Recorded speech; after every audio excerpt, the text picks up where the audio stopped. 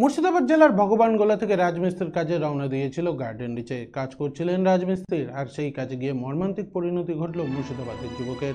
নির্মীয়মান ভবন ভেঙে মৃত্যু হয় নাসিম উদ্দিন শেখের। মঙ্গলবার সকালে গ্রামের বাড়িতে দেহ ফিরে আসতেই কান্নায় ভেঙে পড়েন গোটা পরিবার।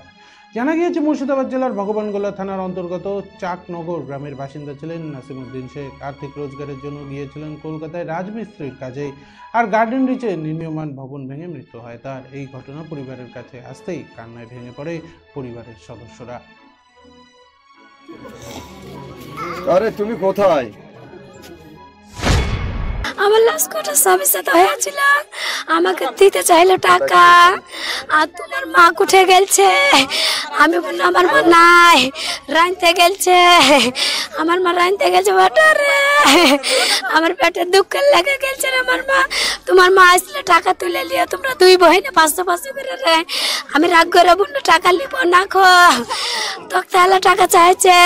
আমি বললাম আমার টাকাটা দিয়ে দিও তুমি, টাকা লাগে তুমি কেন ওয়া কেন বলছো। একটার খোলার সময়তে রোজা খুলে টুলে ফোন করেছিল।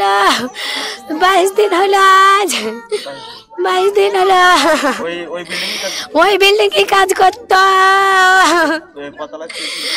আল্লাহ রে, 3 তলায় বলে চেয়েছিল রে।